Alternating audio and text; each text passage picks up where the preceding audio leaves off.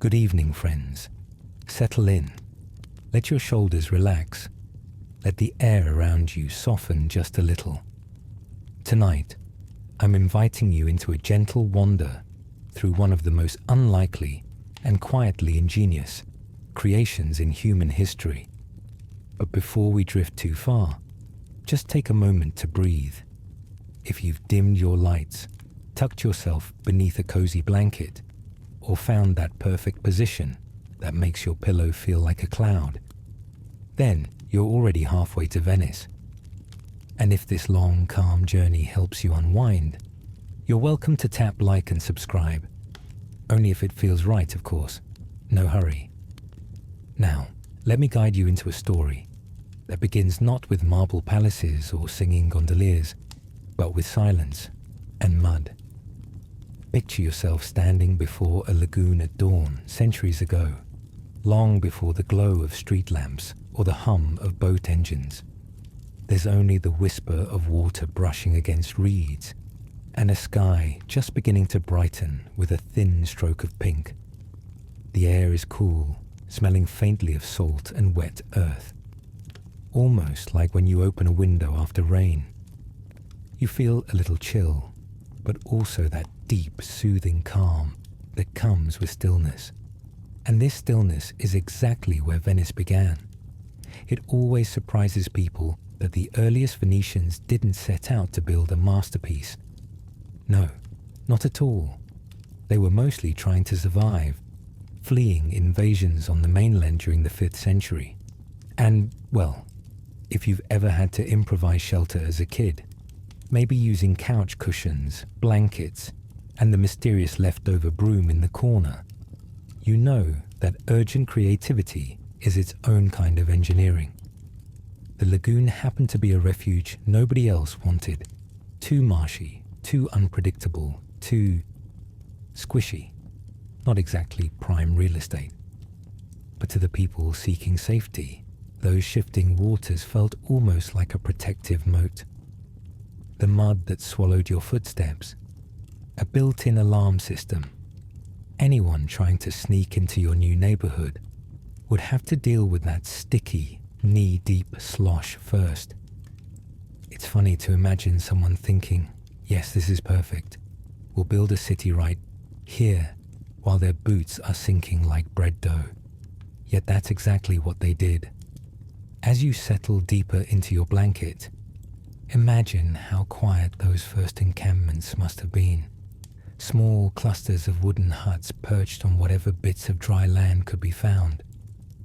The nights filled with soft lapping waves against the sandbanks, a crackling fire here and there, a few whispered conversations carried by the breeze, the kind of atmosphere where any loud noise feels out of place, where even clearing your throat too sharply might echo across the lagoon. And imagine, too, the moment someone realized that if they wanted a real settlement, something sturdier than huts, they would need foundations, but not just any foundations. Foundations that could survive mud so deep it seemed to swallow everything. Let me tell you, this was no small challenge. Building on dry land is one thing. Building on soaked sand and shapeless silt is more like trying to set up a tent on a bathtub full of pudding. Somehow, though, the Venetians managed it. Here's where their quietly brilliant engineering begins to unfold. They devised a method using wooden piles, long straight logs, that they drove down through layers of water and mud until they hit the compressed clay beneath. Think of it like reaching for that single sturdy spot under your lumpy mattress that finally supports your back. The logs didn't hold the buildings up alone. They acted like anchors, gripping the earth underneath the shifting lagoon. And if you're wondering how they hammered those logs in, well, picture early Venetians using simple, rhythmic, almost hypnotic motions with weighted tools, thud, thud, thud. Each strike sending gentle ripples across the surface. The sound must have been steady, almost meditative, maybe even reassuring, like the soft repetition of a heartbeat. And once those logs were firmly lodged, builders covered them with platforms of wooden planks, then layers of stone, making a stable foundation for homes, workshops, and eventually cathedrals. One of the most intriguing details, and the part that always makes people raise an eyebrow, is that the logs didn't rot underwater. Not because they were magical or dipped in some ancient Italian varnish, but because waterlogged wood, deprived of oxygen, basically enters a centuries-long nap. It becomes strong, compact, and strangely durable. It's a bit like how leftover bread at the back of your pantry turns rock solid, except far more useful and much less questionable. Some of Venice's oldest piles have now lasted over 1,000 years, quietly doing their job in complete darkness. Let your mind picture that hidden world. Thousands upon thousands of wooden stakes, pressed tightly together, forming something like a forest beneath the waves. Down there, the water is cool and still, untouched by the bustle of boats or the footsteps above. Tiny fish weave between beams. Soft currents swirl around them. Everything moves slowly, peacefully. And above this underwater landscape, life unfolds in a very different rhythm. Imagine wandering through early medieval Venice narrow pathways lined with simple homes, wooden walkways creaking under your feet, people chatting while mending nets or tending small gardens grown in baskets of soil imported from the mainland. The salty breeze brushing past laundry hung between windows. A dog barking somewhere in the distance, followed by a faint splash from a fisherman returning home.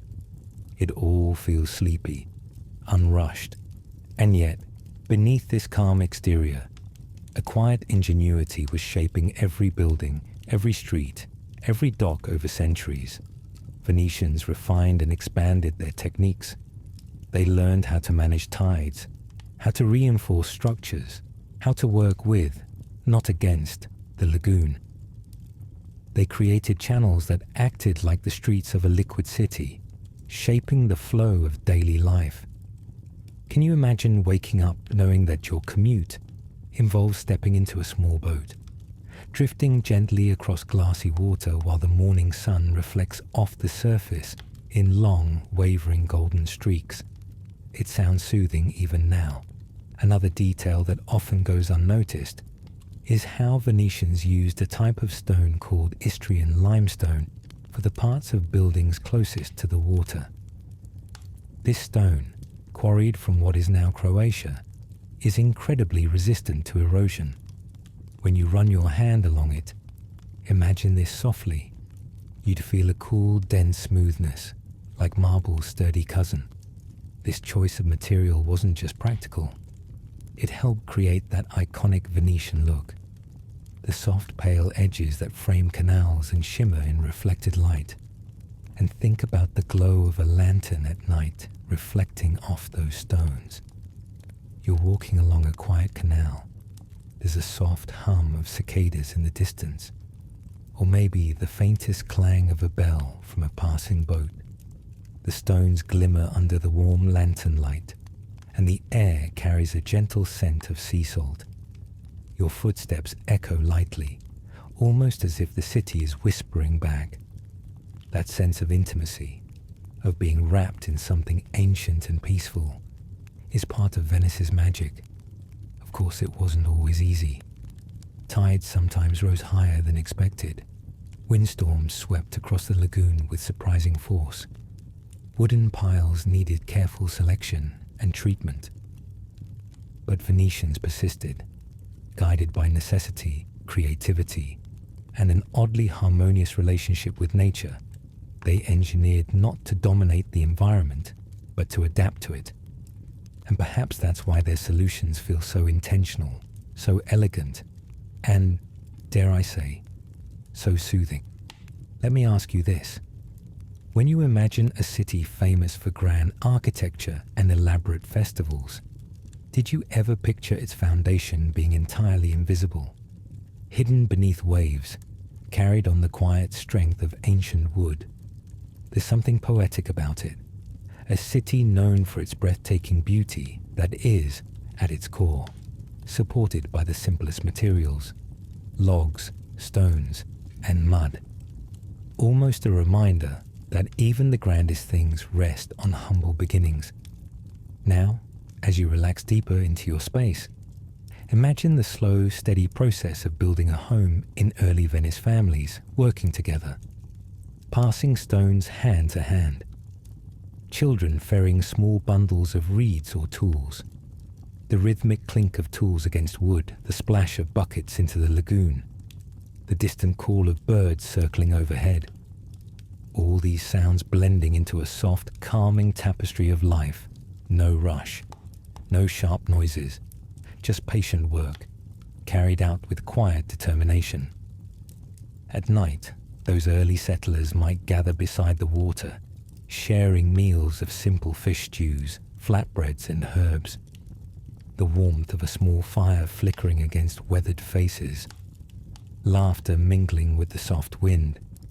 Maybe someone would hum a tune, something slow, repetitive, soothing, the kind of melody that lulls children to sleep, while adults gaze at stars reflected on the still water.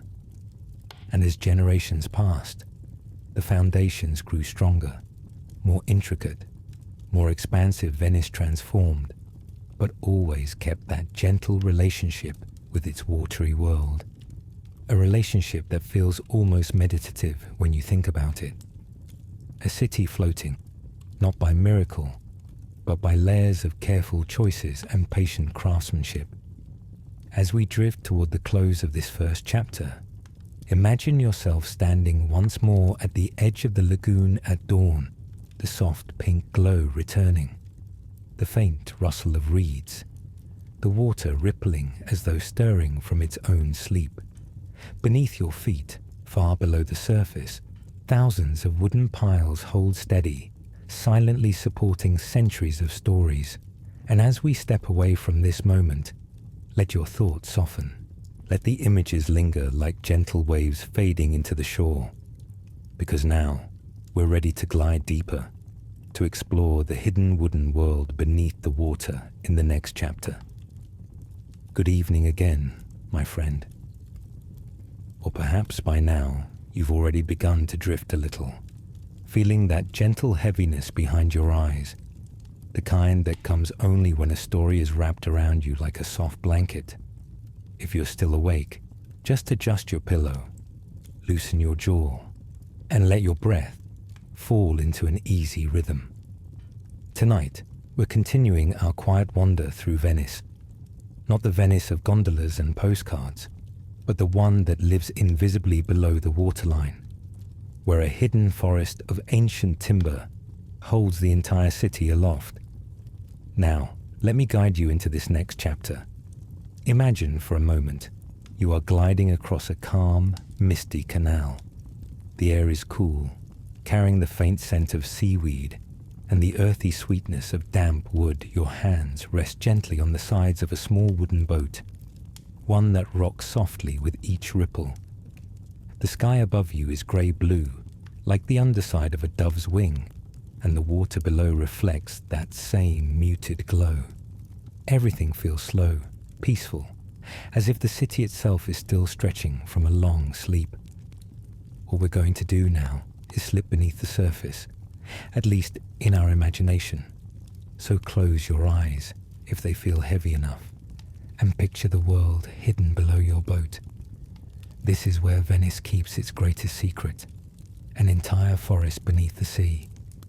Let me tell you how this forest came to be, and why it feels so quietly extraordinary. You see, when the early Venetians realized their city needed stronger support, they didn't just gather a few logs. Oh no, they gathered millions, yes millions, of wooden piles. Entire forests from what are now regions of Slovenia, Croatia, Montenegro, and northern Italy were cut, shaped, and transported across land and water to the lagoon. If you think your weekly grocery run feels exhausting, Imagine hauling a forest.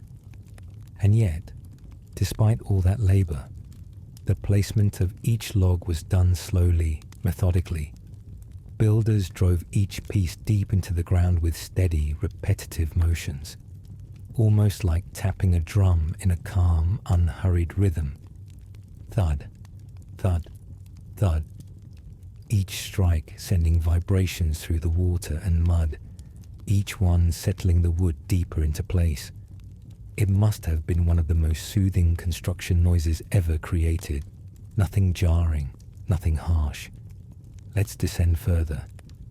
Imagine yourself sliding gently beneath the water. The surface ripple fades above your head. Light becomes softer, more silvery, drifting through greenish waves.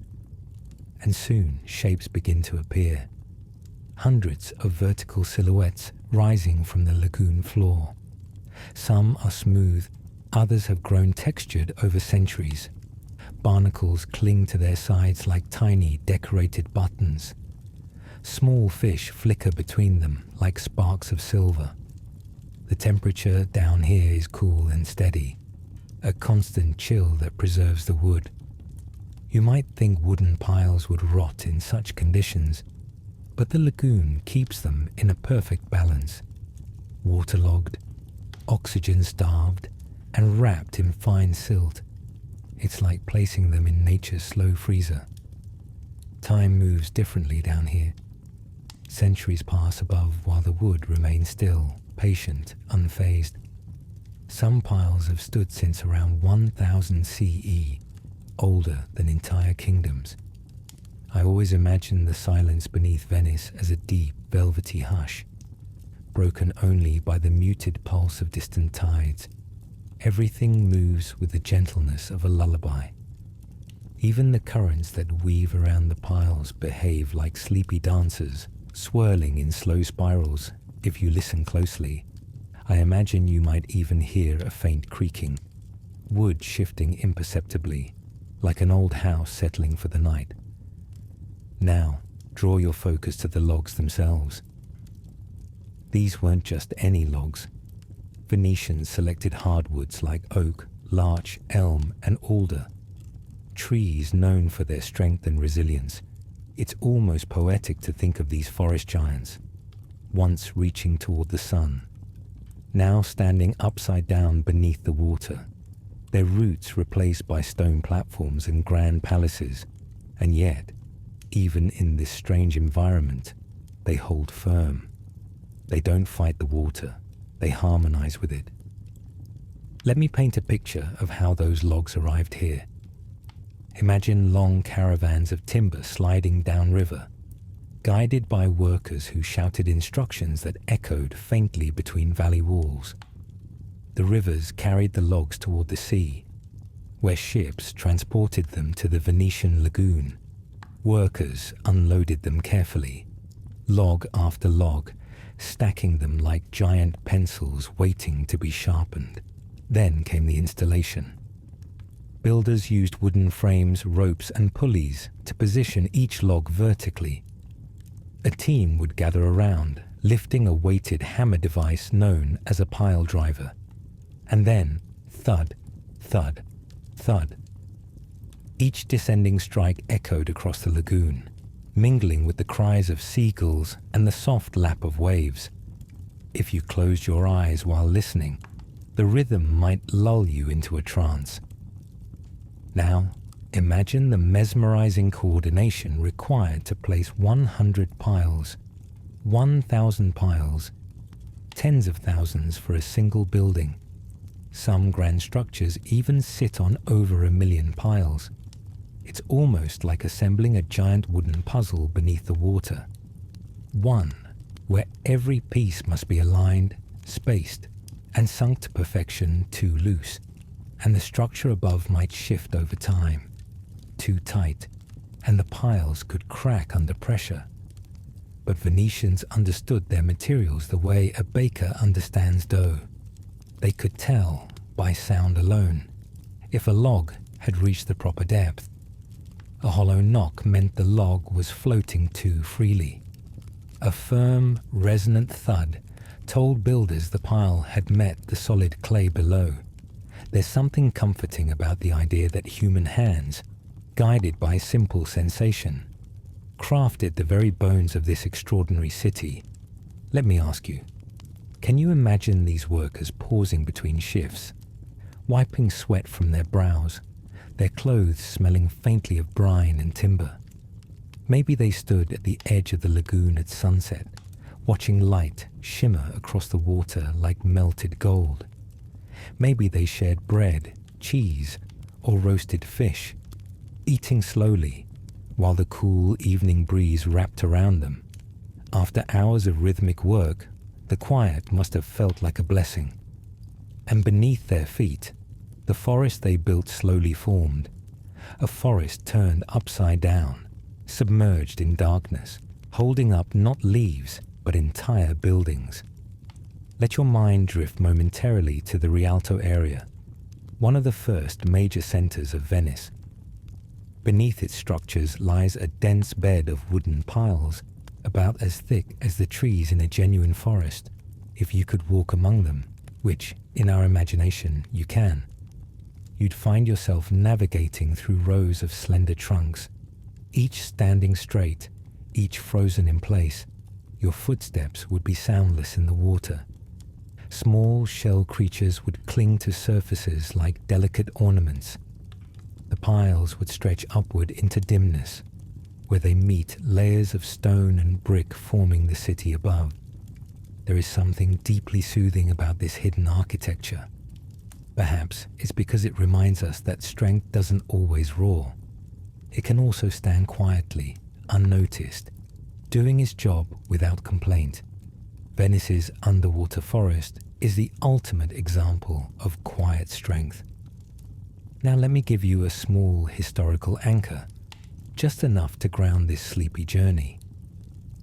Around the 9th and 10th centuries, Venice began transitioning from a loose cluster of islands to a coordinated city with increasingly advanced foundations.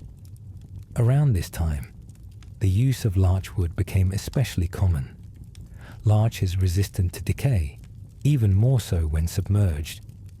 It's like nature's version of a stubborn grandparent, determined to endure. Picture rows of fresh logs arriving in the bustling harbour in the year 976 CE. Perhaps a young apprentice, barefoot, carrying tools too big for his small hands, walked between stacks of timber, watching his elders work. Maybe he practiced the art of listening to the resonance of wood. Maybe he laughed as older workers teased him gently, telling him he'd be able to distinguish oak from elm by sound alone one day. The atmosphere must have been warm, communal, and occasionally humorous in the way work crews often are. Now, return with me beneath the waves. The longer those piles remained underwater, the more packed and hardened the wood became.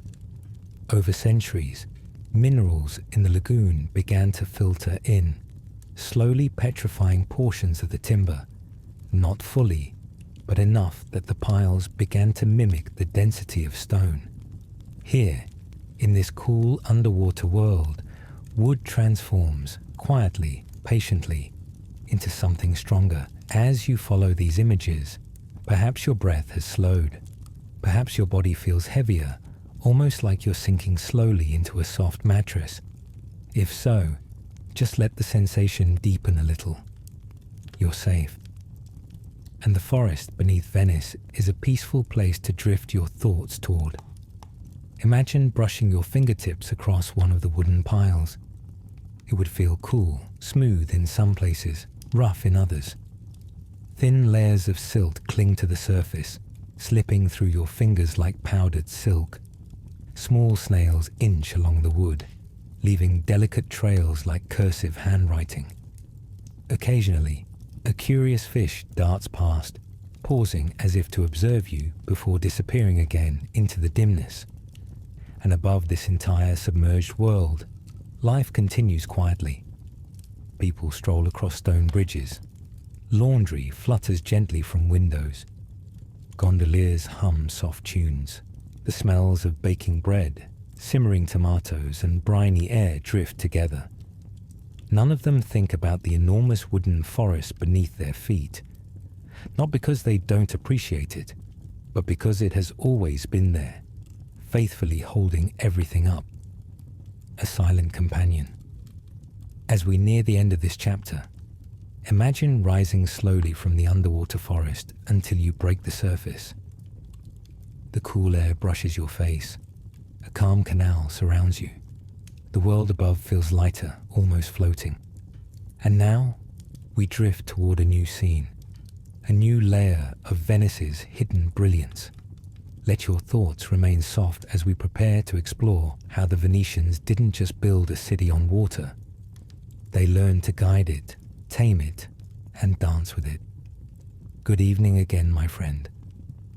Or perhaps you're drifting somewhere between here and a dream, resting in that soft, glowing in-between place where stories settle like feathers. If you're still awake enough to adjust your blanket or smooth your pillow, go ahead. This chapter is meant to wrap around you like warm fog rolling in over a quiet Venetian canal. And if, by some chance, this gentle wander through history helps you unwind, feel free to tap like or subscribe, only if the moment feels right. Now, let's drift into the next part of our journey. Imagine Venice not as a fixed, immovable city, but as a living creature with a pulse shaped by water. Tides that rise and fall, currents that twist and curl like silk ribbons, winds that blow soft or sharp depending on the season. To live here, to truly thrive here, the early Venetians had to learn more than just how to build a city on water. They had to learn how to guide it. Let me take you back to a quiet morning in the lagoon. The sun has just climbed above the horizon, casting a warm golden haze across the water. The light is soft, like the glow inside a lantern, and it shimmers across tiny waves that ripple against the wooden docks. You can practically smell the blend of salt and fresh morning air, mixed with the faint sweetness of seaweed and wet rope. Somewhere in the distance, a single boatman hums under his breath, his melody carried by the breeze. This is the Venice where guiding the city began, not in grand meetings or royal chambers, but in the everyday wisdom of fishermen, sailors, salt workers, and mothers watching the tides from their kitchen windows. They lived with the water the way mountain people live with wind, or desert people live with sand. It wasn't an enemy. It wasn't a threat. It was simply a companion with moods. Let me ask you something. Have you ever tried to predict a mood simply based on a tiny clue? Like the way a cat flicks its tail, or how your friend sighs before speaking. Venetians learned to read the lagoon the same way. They could sense a change in tide by the way wooden mooring posts groaned, or by how seagulls circled lower than usual. And over time, this intuition blossomed into something remarkable. An entire system for directing water through and around the city picture, standing on a small stone bridge in the year 1290. Your hands rest on the cool stone railing. Beneath you, the canal narrows slightly, channeling the water into a gentle current. It's not accidental. Venetians designed narrow points, widened areas, and gentle bends to control how fast the water moved. Too slow, and the canals filled with silt too fast, and the banks would erode. It was a delicate dance, like adjusting the flame under a simmering pot, too high or too low, and everything changes. Imagine the builders discussing adjustments like chefs comparing recipes. Perhaps we widen it a touch here, a touch only, or the flow becomes too bold. A bold flow is fine on a feast day, but not for daily life. Soft voices slow deliberation, a type of engineering that feels more like poetry. Let's step deeper into this picture. Venetian canals weren't just random water pathways. They were engineered with surprising intention. Some were meant for major movement, like the Grand Canal, which curves through the city like a sleepy serpent. Others were small, narrow alleys of water meant for local traffic. Bakers transporting flour, fishermen delivering their catch, tailors receiving fabrics from distant harbors. If you listen closely, you can almost hear the gentle slap of oars on water as merchants glide past, their boats loaded with spices from the east, cinnamon, saffron, pepper. The aroma drifts through open windows, mingling with the comforting scent of bread rising in clay ovens. Venice was always a city connected to the world, yet its movement was paced by the lagoon, slow and rhythmic. Now picture a quiet gondolier steering through a narrow canal. The way the gondola moves is not random.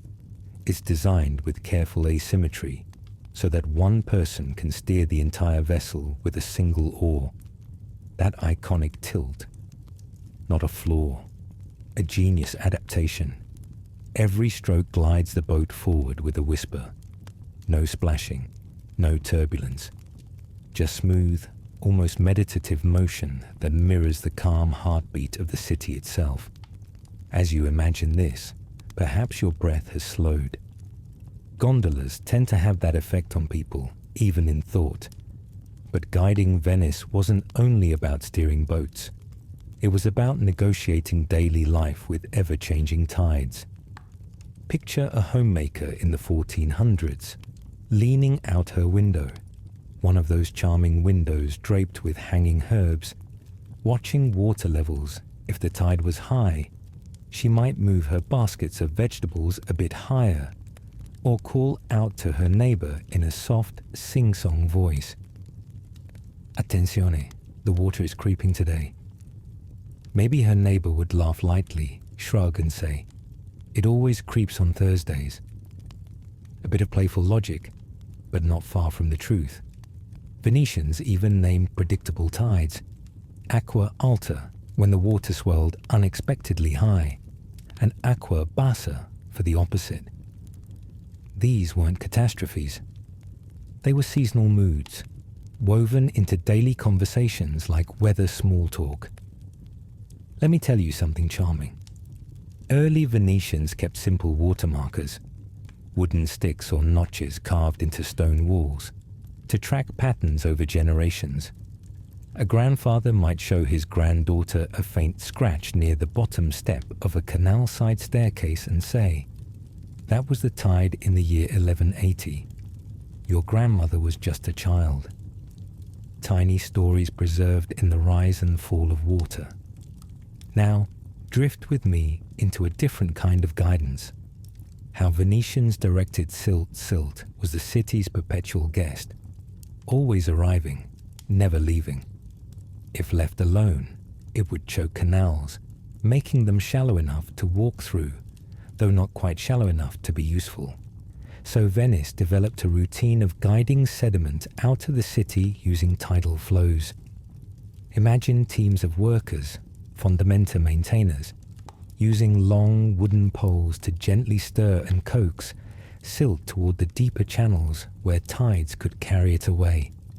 It sounds almost silly today, like stirring a giant pot of soup, but picture the slow rhythmic motion of the poles, the soft sound of mud shifting, the calm talk of workers standing ankle deep in water. This was a quiet, essential art. Venetians also built subtle barriers and angled walls, shaping water with the same precision a potter shapes clay. Each adjustment changed the way currents moved, helping to clear one canal while protecting another. It's no wonder some historians compare Venice to a living organism. Its water pathways work like arteries and veins, each nourishing a different part of the city. And then, of course, there was the gentle art of reading the wind. Lagoon winds had personalities, some playful, some moody. The Bora wind blew cold and sharp from the northeast, while the Sirocco drifted warm and heavy from the south. Venetians could read subtle shifts in air pressure simply by watching how laundry swayed, or how smoke lifted from chimneys. Late at night, when most of the city slept, night watchmen walked the edge of canals with lanterns casting golden halos around their footsteps. Their job was partly to ensure safety, partly to observe the movement of wind and tide for the next day's activities. I imagine them leaning on their spears, gazing out over dark water that shimmered like polished obsidian, whispering to themselves, "The sirocco is coming. Better warn the bakers." Everything in Venice required awareness and gentleness, nothing harsh, nothing abrupt. The city asked its inhabitants to listen, to watch, to adapt. It wasn't a place where you could rush through life.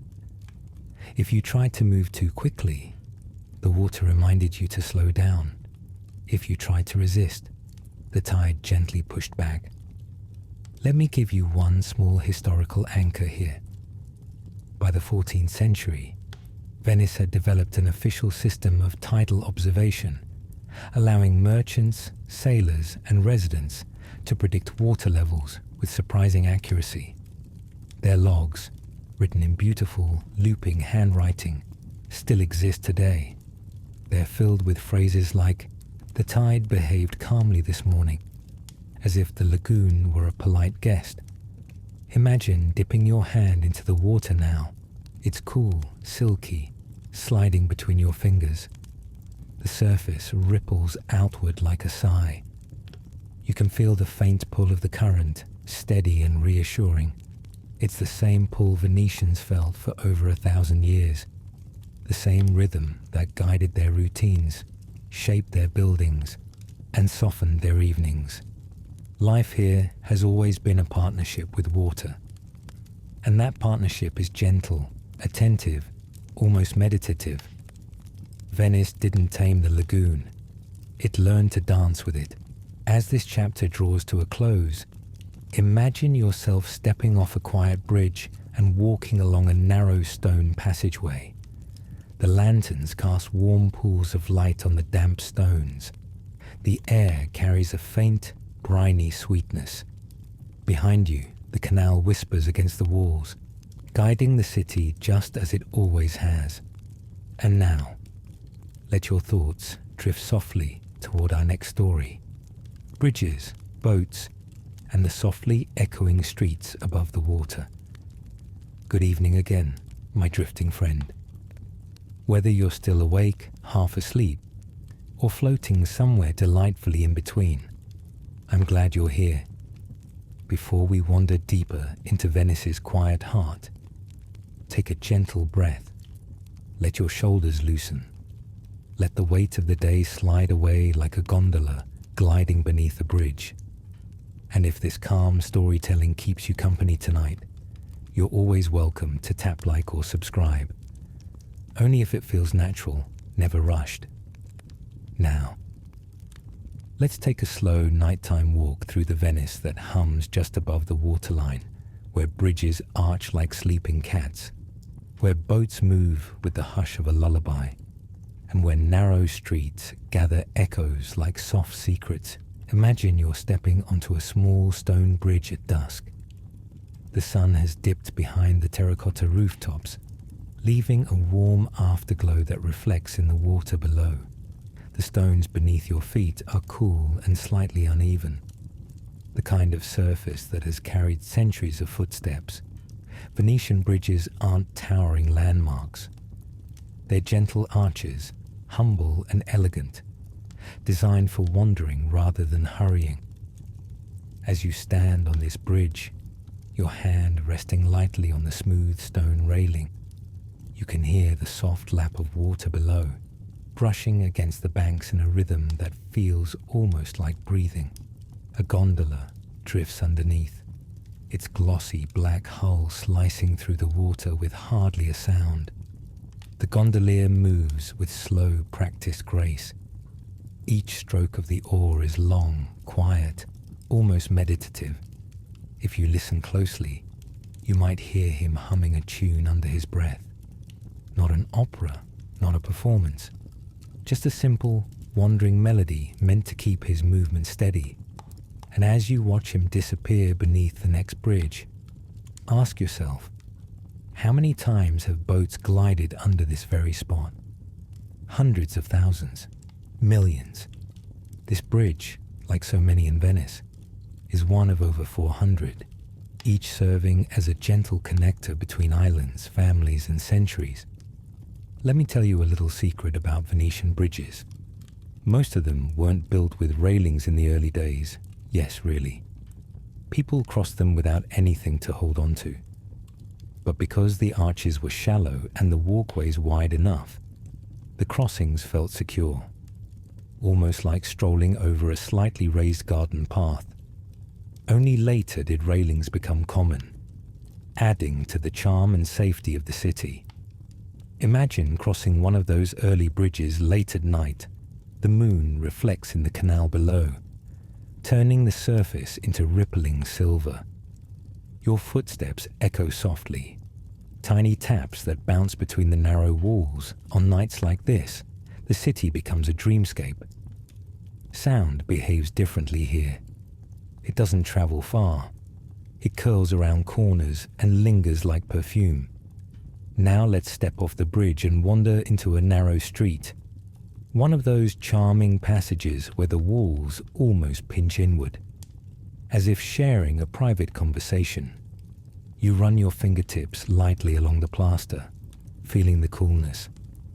The scent of warm bread drifts from a hidden bakery. Maybe something simple and comforting like a rosemary focaccia that was popular in the 15th century. That herby aroma mixes with the faint salt of the lagoon air, creating a fragrance that feels both ancient and familiar.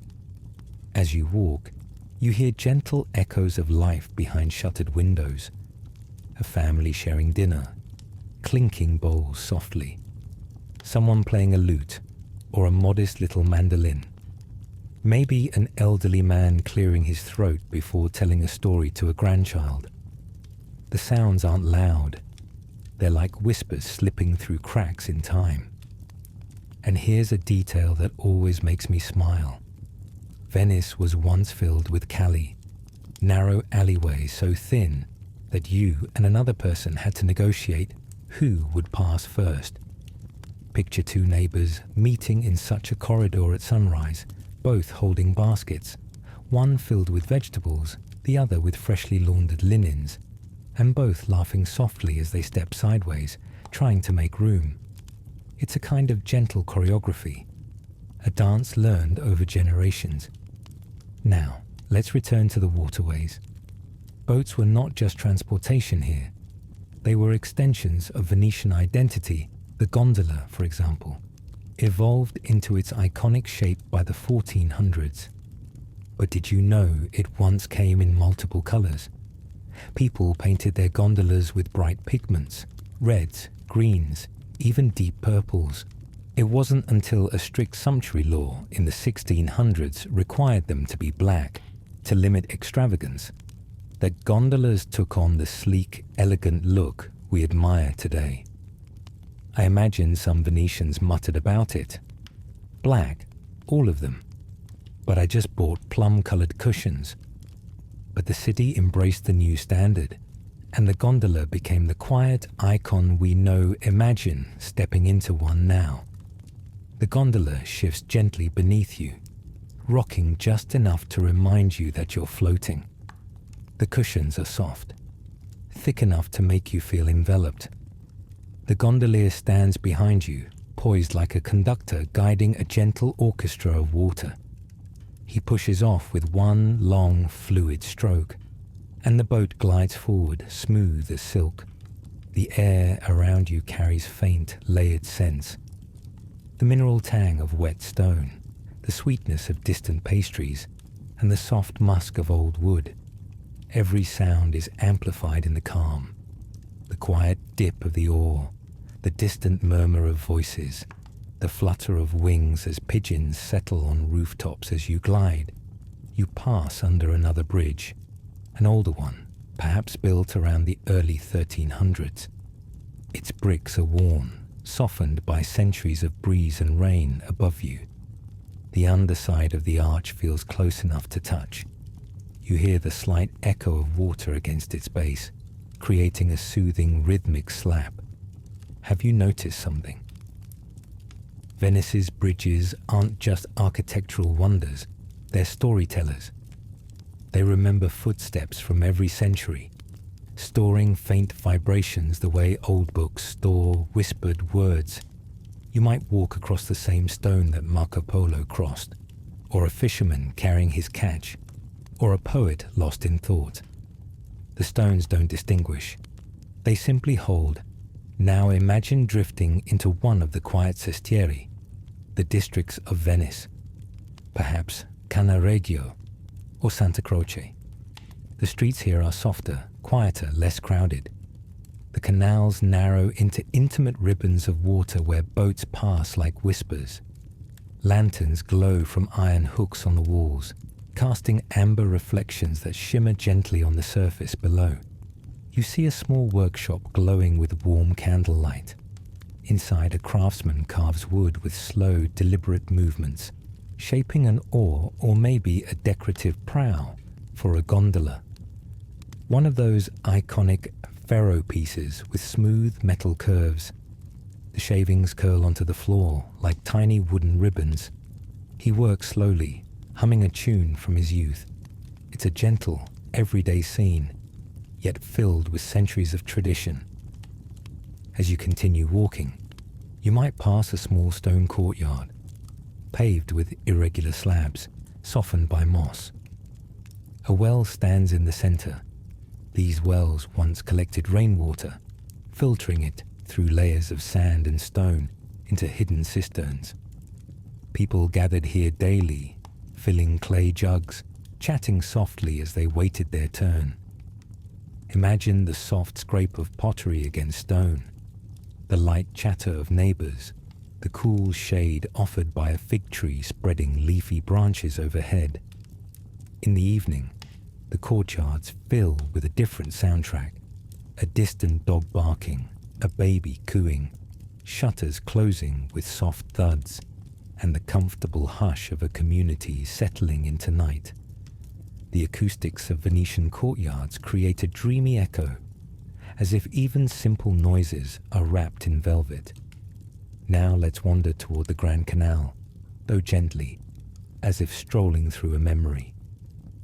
Even here, at the city's main artery, the energy is serene after sunset. Boats glide more slowly. The palazzi, massive, elegant buildings, reflect in the water with a shimmering softness. You see Gothic arches, Byzantine mosaics, Renaissance windows, all illuminated not by bright lights, but by a subtle glow that makes everything feel timeless. Imagine standing by the water's edge as a breeze brushes your face, carrying faint hints of citrus from someone's window. The water moves steadily, whispering against the steps in gentle rhythmic breaths. You hear distant laughter, soft and fading. The canal seems to gather all these sounds, turning them into a lullaby for anyone willing to listen. Venice at night becomes an echo chamber of tenderness. Every footstep, every distant boat, every closing door becomes part of the quiet symphony that has played here for more than 1,000 years. And as you walk back toward the narrower calle, the echoes lighten once more. Pebbles tapping underfoot, a cat brushing against a doorway, fabrics fluttering from balconies like sleepy flags. Let me give you a small historical anchor before we drift onward. By the late 1500s, Venice had over 150 public bridges, many of them wooden at first, later rebuilt in stone. And with each reconstruction, builders considered not only durability but sound, how footsteps would echo, how water would flow beneath, how the city would feel to someone walking alone at night. They engineered ambience long before the word existed. As this chapter softens toward its end, imagine you're back on that small stone bridge where we began. The night has deepened. A lantern glows beside you. The canal below sways with murmuring reflections. Your breath moves at the same pace as the tide, steady, gentle, calm. And now, with the bridges behind us and the softly echoing streets settling into silence, let your thoughts drift toward the next story, one where Venice's guardians of tide and time quietly await. Good evening once more, my friend. Or perhaps by now your mind is floating gently, like a small boat slipping free from its mooring on a quiet Venetian night. Before we dive in, take a slow breath. Let your eyelids grow heavier. And if this soft journey through old stories and sleepy canals brings you peace, you're welcome to tap like or subscribe, only if the moment feels as natural as the tide itself. Tonight, we're wandering into a chapter devoted to Venice's quiet protectors, the watchers, the markers, the bells, and the subtle guardianship that kept a floating city in harmony with its watery world for centuries. These guardians weren't knights in shining armor, nor mystical beings watching from rooftops, though Venice has plenty of rooftops that look perfect for such things. No, these guardians were ordinary people, simple tools, tiny markers, and timeless routines that together safeguarded the rhythm of tide and time. Imagine, just for a moment, that you're standing in the early dawn at the edge of a silent Venetian square. The sky is a pale lavender, that soft pre-sunrise color that makes everything look a little blurred, a little dreamlike. The air is cool, carrying the fresh scent of brine and lime-plastered walls touched by night moisture. The square is empty, except for a lone lantern swaying lightly, its flame fluttering like a sleepy heartbeat. And from across the square, you hear it, a single, mellow bell sound. Ton. Not sharp, not urgent, just one warm stroke of metal against air. This was the sound that once guided Venice awake. Bells, soft and steady, were the guardians of the city's rhythm. They weren't just prayer calls or timekeepers. They signaled tides, market openings, work shifts, meetings of the city council, and even the turning of the lagoon's mood. In a place where water could rise or fall many inches in a matter of hours, keeping time was more than a convenience. It was a gentle form of protection. Picture a small group of early bell ringers, humble men with rough hands and warm hearts, living back in the 1200s. Their job was to climb narrow stone steps inside church towers before dawn, gripping the ropes with steady fingers. They pulled lightly, never harshly. The bells didn't clang, they hummed. Some mornings, mist wrapped around the towers, softening everything into a watercolor painting. Other mornings, the sunrise cast gold stripes across the rooftops, making each bell tower look like a lighthouse of sound. Imagine one of these men pausing at the top of the tower. He steps out onto a tiny balcony just before ringing the bell, taking in the view. He sees the canals below, still and glassy. A few fishermen push boats into the water, their oars dripping peacefully. Bakeries begin to light their ovens, releasing faint, comforting smells, warm dough, a hint of anise, maybe even roasted almonds. And after he has admired the stillness, he pulls the rope with a steady rhythm, letting the city awaken gently. Now, bells weren't the only guardians. Venice also had markers, silent carvings and notches etched into stone walls to measure high tides over the centuries. These markers acted like calm time capsules. Imagine walking along an old fondamenta, one of Venice's waterfront walkways, and seeing a faint line carved into a building wall about knee-high. Above it, in neat but slightly weathered script, the date 1325 is etched. This would have been the waterline during a high tide nearly 700 years ago. Venetians didn't panic when the tide rose. They documented it, learned from it, lived with it. Imagine generations of Venetians pausing to touch those carved lines, grandmothers resting a hand there as they taught children about the lagoon's moods, merchants glancing at them to plan their deliveries, gondoliers using them as tiny guides for deciding when to take deeper channels. Now picture a small boy in the 1500s, no older than 7, running excitedly to a marker on a wall. His father stops him gently, placing a steady hand on his shoulder. "See that line?" the father says softly. "My father touched it. His father touched it. The tide listens to no one, but it speaks if you know how to watch." The boy nods thoughtfully, committing the wisdom to memory. He traces the line with his small fingers, marveling at how the lagoon once rose that high and silently. Venice is protected again, not by force, but by attention.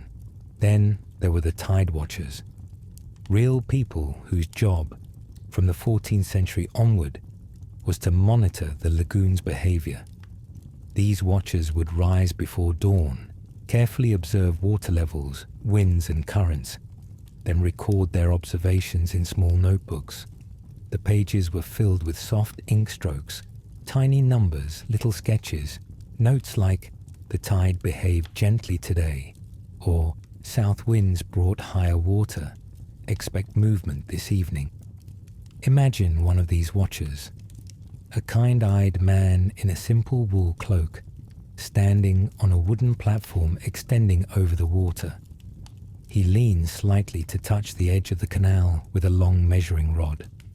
The water is chilly on this particular morning. As he notes the level, he hears a gondolier calling good morning from across the canal. He replies with a soft wave, his breath forming a tiny cloud in the cold air. What fascinates me most is the gentleness woven through all these roles. No one is rushing. No one is shouting commands. Venice isn't a city tamed by force. It's guided by quiet awareness, by people who listen to its natural rhythms. Picture the watchers of time as well, the clock keepers. From as early as 1499, Venice had magnificent mechanical clocks installed in towers around the city. But even these needed guardians, people who tended gears, oiled wheels, wound springs, and gently encouraged the clocks to keep ticking. Imagine one such caretaker, an elderly man with spectacles perched on his nose, sitting among gears that gleam like brass constellations. He works slowly, lovingly, adjusting tiny cogs, while listening to the low hum of the city outside his window. He takes great pride in his work. If his clock runs smoothly, the market opens on time. Council meetings begin at the right hour, and boat schedules glide in perfect harmony. His hands move tenderly across the machinery, almost like a musician tuning an instrument. Now let's step away from mechanics into something more atmospheric. Imagine Venice at night. The city grows quieter. The water darkens into a deep, soft black, with reflections shimmering like scattered diamonds. Lanterns cast warm pools of gold that ripple across surfaces. You hear occasional footsteps, slow, measured, echoing along the stones. These are the night watchmen, the human guardians who patrolled bridges and alleys from sunset to dawn. They walk slowly, lanterns in hand, boots tapping softly. Their job was to ensure safety, yes, but also to observe. They noticed if water was rising too quickly. They made mental notes of winds, of sudden stillness, of shifts in the air. They paused often, leaning over railings to peer into canals, listening to the lagoon's whispers. They were as much part of the night as the stars overhead. Imagine a night watchman in the 1500s crossing the Rialto Bridge alone. He feels the smooth stone under his hand. He watches moonlight catch the ripples below. He hears a cat dart between barrels, the soft rustle of its paws echoing gently. He breathes in the scent of distant tobacco, warm bread, and briny night air, and he walks on, his lantern swinging slowly, like a heartbeat. Now, let's talk about a different kind of guardian, the salters, workers who manage the salt pans around Venetian territory. Salt was essential, not just for preserving food, but for controlling trade, wealth, and even diplomacy. These salters watched the weather with meticulous care. Rain could ruin entire batches of crystallizing salt. Imagine them checking the sky every morning, their eyes narrowing slightly, reading clouds like silent books. They weren't warriors or officials, yet their attention helped keep the city alive. Salt stabilized Venice's economy, and an economy can be its own form of defense. Even the carpenters, the squareroli, who built and repaired boats, were guardians in their own right. Imagine their workshops, low wooden buildings smelling of pine shavings, hot pitch, and fresh varnish. The sound of saws and scraping tools fills the air, but never loudly. Venetian boatyards were symphonies of quiet craftsmanship.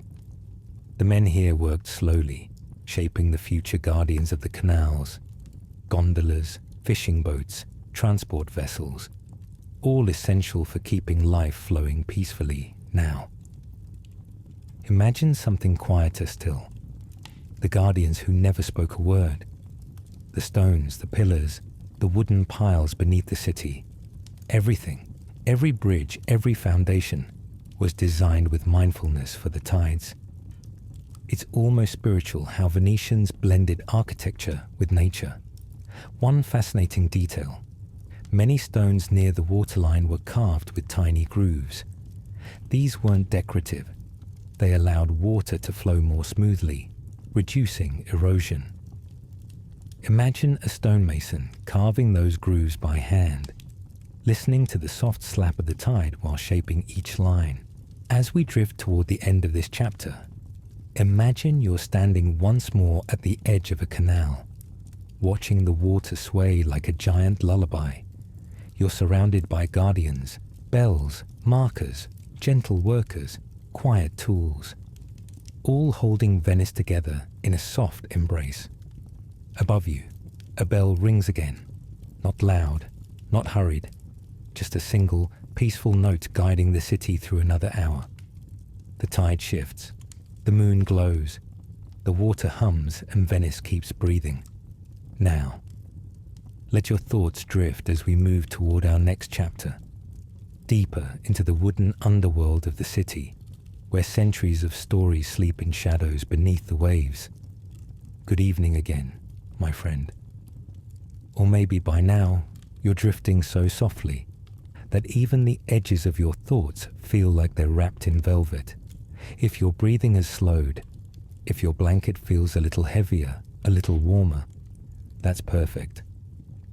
Let this chapter settle around you like a quiet night tide. And as always, if this calm journey is helping you unwind, only if it feels gentle and effortless, you're welcome to tap like or subscribe. Now, let's slip into the deepest, most secret part of Venice tonight. We're taking a slow, dreamlike stroll through the city's wooden underworld, the silent world beneath the water, where ancient timber holds up centuries of stories. This isn't a dangerous underworld or a dark one. No, it is hushed, reverent, almost holy in its stillness, a place where history sleeps upright, where shadows move like sighing currents, and where the soul of Venice rests. Imagine it's the middle of the night. The air above the lagoon is cool and velvety, wrapped in a faint mist that softens every lantern glow into a blurred halo. The city is quiet, quiet in a way that only places with ancient souls know how to be. Gondolas are moored gently, rocking with small, sleepy movements. Footsteps are scarce. Windows glow dimly here and there, but even those seem hushed, respectful of the night. You stand at the edge of a small canal, The surface reflects the moon in broken silver fragments that shimmer softly each time the tide breathes. The air smells of damp stone, salt, and old wood, like stepping into the attic of the sea itself. Now imagine kneeling at the edge, one hand resting lightly on the stone step. You lean forward and peer into the dark water. At first, all you see is your own reflection, rippling in soft distortion. But as your eyes adjust, something deeper begins to appear. Faint shapes, long vertical lines, a hint of texture. These are the tops of ancient wooden piles, the unseen roots of Venice. Take a breath and let your imagination sink beneath the surface. The world underwater is cool, shadowy, and so still it feels eternal. Light filters down in soft green swirls, leaving everything bathed in a dreamlike glow. The further you descend, the quieter it becomes. Sounds from above vanish, replaced by the muted hum of water shifting around ancient wood. And there they are, thousands of timber pillars rising from the lagoon floor like an enormous, peaceful forest turned upside down. Let me guide you through this forest. Imagine stepping onto a submerged walkway. Not a real one, but the kind that exists perfectly in your imagination, illuminated by a gentle, glowing blue like moonlight on glass. The logs rise around you like tall, slender trees. Their surfaces are darkened by water, smoothed by centuries, softened by silt. Each carries traces of life, tiny clinging shells, waving green threads of algae, quiet ecosystems built over generations. The water is cool around your ankles, but not unwelcoming. The silence is comforting, like a blanket around your senses. Let me tell you something surprising and soothing. These logs, some more than 1,000 years old, are stronger now than the day they were driven into the mud larch, oak, alder. These woods have hardened under pressure and minerals, becoming almost stone-like. Imagine tapping one lightly with your knuckles. Instead of a hollow sound, you hear a deep, resonant thud, a sound of endurance, a sound of patience, a sound of something that has withstood tides, storms, wars, celebrations, and centuries of footsteps above you. Walk between these pillars, feeling the coolness of the water move gently around your legs. The currents here are slow, steady, like the breathing of a sleeping giant. Every now and then, a small fish darts by in a silvery flicker, its movement sending tiny ripples across the logs. The fish seem perfectly at ease, as if they too understand this is a place of peace. Let me ask you something softly. Did you ever imagine that beneath Venice lies a forest? Not a forest of leaves and sunshine, but one of shadow and stillness. A forest that never rustles, never sways, but holds. Imagine placing your hand on one of these wooden columns. It feels cool and surprisingly smooth, worn down by centuries of water brushing past. The grain of the wood is softened but still detectable. Faint ridges like the gentle wrinkles on an old hand. You notice small trails on the surface left by mollusks, thin as delicate handwriting. The logs are alive with the quiet presence of the lagoon. Now picture walking deeper into this underwater forest. The light grows dimmer, but also calmer. Shafts of soft moonlit green drift down from above in long columns. Everything is slowed. Everything is softened. You come to a wide area beneath a large palazzo above. The mansion stands proudly in the moonlight. Below, its foundations extend into the water like the roots of a mighty tree. Layered wooden piles stand shoulder to shoulder, supporting the weight of history with an ease that feels almost magical. Let me give you a tiny historical whisper. The Doge's palace sits on over 13,000 wooden piles. 13,000, each placed by hand, each driven into the mud with rhythm and sweat and patience. And beneath it, this hidden world remains a silent cathedral dedicated to endurance. Imagine the structure above creaking slightly in the night breeze. Nothing alarming, just the kind of soft, contented groan old houses make.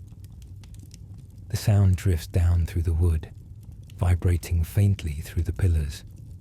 You feel it as a subtle hum beneath your fingertips. The city is alive as you wander. You notice something beautiful. The piles are not perfectly straight.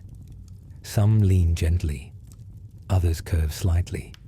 They look like dancers paused in graceful poses, each supporting a piece of Venice's weight. Their imperfections make them beautiful, like wrinkles on a wise face, or ripples on water touched by a wind. Sometimes I wonder if the Venetians who drove these piles understood just how long their work would last. Imagine a man in the 900s pushing a log into the mud. He wipes his brow. He adjusts his grip. He drives the next strike. Thud, thud, thud. Maybe he hoped the structure would last long enough for his children, maybe for his grandchildren.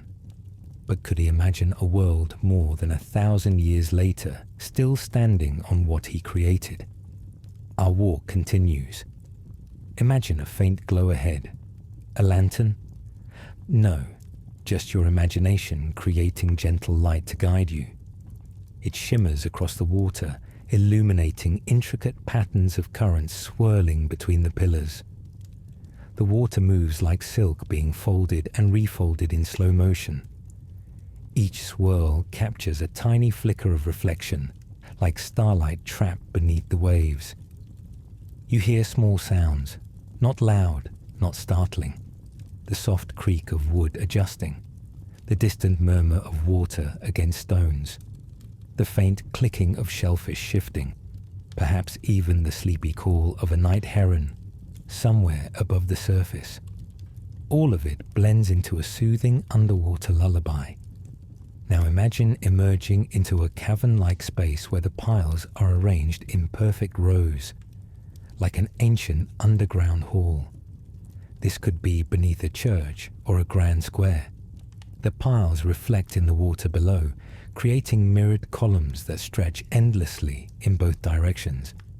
It feels both infinite and intimate, like walking through time itself. Take a moment and breathe here. Deep, calm, slow. Let the quiet embrace you. You walk further until you reach a place where the silt has settled in fine layers along the wood. When you brush your hand across it, it feels like powdered velvet. This silt has drifted through the lagoon for centuries, carried by storms from distant rivers, deposited grain by grain. Each tiny particle is a journey, and now they rest here in the stillness, softening the ancient surfaces. Imagine a tiny crab shuffling sideways along the base of a pillar. He pauses, as if considering you, before continuing his slow, important little mission. Every creature here seems to move with intention, but without haste.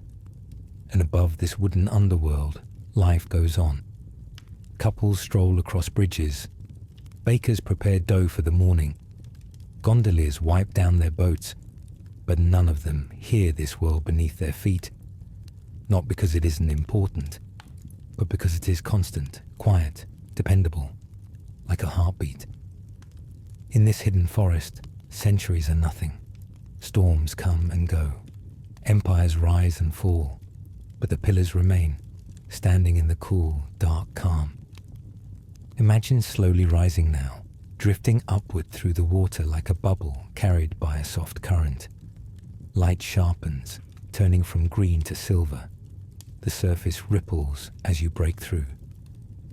You inhale the fresh night air, cool, salty, tinged with the scent of old stone warmed earlier by the sun. You're back at the canal's edge, back in the city above, back where lanterns glow and bridges arch, and the soft echoes of footsteps blend with the tide. And as you stand there gazing at the quiet water, You know what lies beneath. An ancient wooden underworld, a forest of guardians, a cradle of stories, a place of profound, peaceful endurance. This secret world holds Venice up, not just physically, but spiritually. This secret world holds Venice up, not just physically, but spiritually. It is the breath beneath the beauty, the silence beneath the song, the night beneath the daylight shimmer. As we close this chapter, let the image of that underwater forest linger a little longer in your mind. The coolness, the stillness, the soft light drifting through old timber. Now, gently, let everything soften around you. Let Venice's wooden underworld cradle your thoughts as you drift into the quiet part of the night. Good evening one last time, my friend. Or maybe by now you're wrapped in that warm, drifting place where dreams begin to bloom softly behind your eyes. We've wandered together through quiet waters, ancient timbers, softly echoing bridges, and the hidden heartbeat of a floating city. And now, as our journey through Venice comes to a close, let your breath fall into an easy, peaceful rhythm. May these memories, the lantern-lit canals, the underwater forests, the old bells humming across rooftops, guide you gently into the rest of your night. May the calm of Venice settle into your chest like a soft tide, rising and falling without hurry. If you drifted off somewhere along the way, feel free to let me know below. Only if it feels natural, never rushed. And if this calm story kept you company tonight, you're welcome to like or subscribe for more sleepy wanderings. Again, only if it brings you peace for now. Rest well, dream softly, and may the quiet magic of Venice stay with you, carrying you toward deep, peaceful sleep. Good night, my friend. Buonanotte, and sweet dreams.